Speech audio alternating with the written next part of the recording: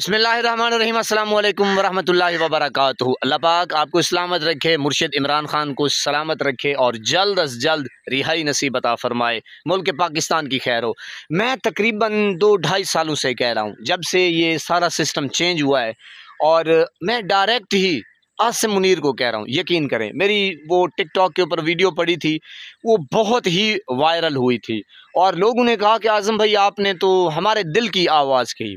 और मुर्शिद इमरान खान एक बार नहीं बार बार कह रहे हैं, बार बार कह रहे हैं, बार बार कह रहे हैं।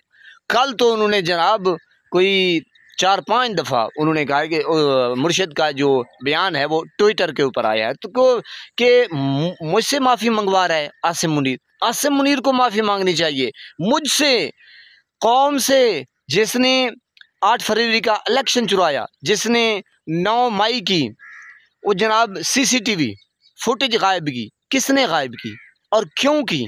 तो जनाब बार बार ये मुर्शिद का कहना और अवाम का कहना, और बार बार ये कहा गया। अब सुहेल वड़ाई साहब आपने खुद देखा कि वो कह रहे हैं कि मुर्शिद इमरान खान माफ़ी मांग ले। भाई क्यों मांगे? उसका कसूर क्या है? कसूर यही है मुर्शिद इमरान खान का कि वो अवाम के दिलों में बस गया है, रच गया है, जैसे खून नहीं दौड़ता। अल्लाह रब्बुल इज़्ज़त की कसम, अल्लाह रब्बुल इज़्ज़त के शान की कसम, जाहो जलाल की कसम, मुर्शिद इमरान खान इस वक्त दिलों का बादशाह तो है ही है, लेकिन धड़कनों का बादशाह और पूरे जिस्म जान में बस गया है।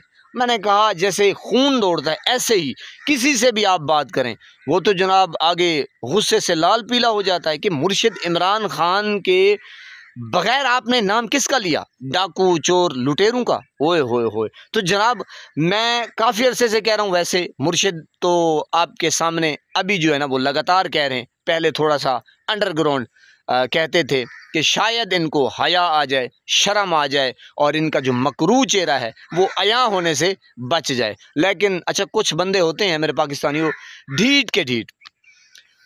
हाय हाय हाय, क्या करें, क्या करें जनाब।